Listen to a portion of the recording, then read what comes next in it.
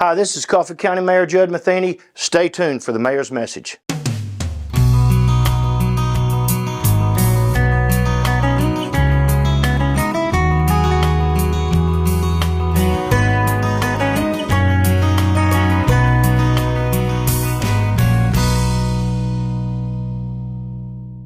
Hi, it's Mayor Judd Matheny again for episode 3 of our webcast here. Today's date is February 27th, 2023, and I'd like to talk to you about some long-range plans that myself and some other elected officials here have and department heads have for the county. Of course, we're growing quickly, and as many of you know, the governor has included money in his budget to hopefully purchase this 2,000 acres out here for a mega site.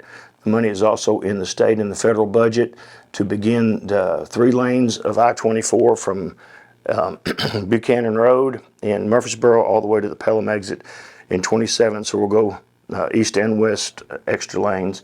And I know I've said this in the first episode, but I want to say it again that Mike Niederhauser is to be congratulated for the work that's been done in this process. He has pulled the folks together in record speed. A lot of people are working on it now, but Mike was the genesis, and I very much appreciate that.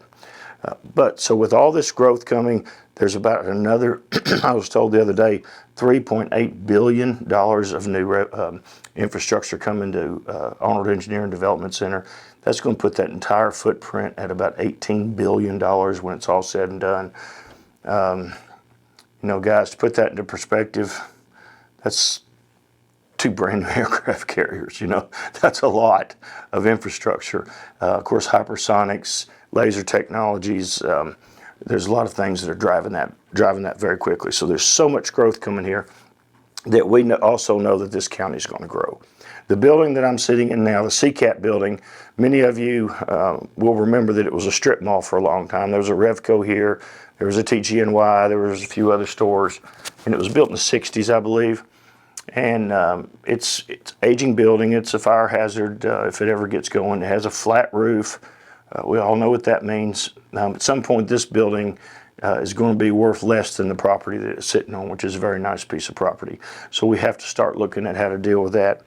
Also, we have a maintenance, county maintenance garage. Tim Morris, who's also a commissioner, runs our bus garage and does an absolutely fantastic job. But at some point, we may need to build a campus where we bring those vehicles and that job description into the same campus and maybe liquidate that land to sell it. And I've not had any discussions with Tim about that, obviously, but we're just looking at all the properties that the county owns, what it's going to cost to maintain them over the next 10 years, upgrades, repairs, etc. And then I'm going to take that number and I'm going to double it, and we're going to see if we don't need to look at a new building program in about a decade, as a lot of these property taxes realize themselves with this new construction. Now, we also have the old Riverside School here that needs to be torn down and that needs to be sold. We have properties like Raider Academy that are very close to the interstate. The lifespan of that school, I don't know what it is, but it may not be more than 20 years, I don't know. We have the jail. We have all the property around the jail. Whether or not the jail is still going to be modern and functional and economical in 10 years remains to be seen. We've run into a lot of problems that are not they're not the current administration's fault. But there's a lot of ground shifting there. There's a lot of problems. Some things were installed backwards initially, and our population's growing. So they might have to build a 3rd pod one day, or it might be cheaper to build on a new complex. So we've gone to the federal government and to some other areas, and we're looking at about 125 acres if we could acquire it, that we could just park for county's use in the next 10 years. And we may need to consolidate some of these operations I'm talking about, move some of these aged buildings that I'm talking about, tear them down, sell the properties or sell them as they are, and build a new modern facility that's safe and secure. Right now, if you go to our Justice Center, which is another one of the buildings that I'm talking about, it's not a safe place like it needs to be for everybody that's working there. It's just not. And so there's a lot of upgrades that need to be there. Plus, it is a very old building.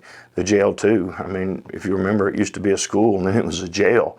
and now it's a justice center, and it's lived several lives, and this county is going to need to do a little bit better. Of course, we're going to be good stewards of the money. I'm looking for that tipping point where it's costing more to keep what we have versus building something that's modern and is going to be less expensive in the future. And so that's going to happen sometime in the next 10 years is what I'm thinking. But that's a very long plan we're looking at. So just want to update you on that. We're always thinking. We've always got things going on. If you need me, I know Philip will put the phone number and the graphics up. I usually give my phone number out to everybody, my cell phone, but it fell out of my pocket into the river and got stepped on yesterday. And it's dead. This is a new county phone, and I don't even know the number for it, to be honest with you. So I'm going to give you the number next week on the next episode, because all you that had my other number can, and you know what? I will get Philip to post my new phone number on the graphics on here. So anybody that had that number that I've had since 1995, I'm going to get another phone and still have that, but I don't have it anymore right now, so you'll have to call me on this new county phone until I get my old number back, which was 615-390-8314. Philip will post this new one up, and as always, thanks for watching. I look forward to talking to you next week.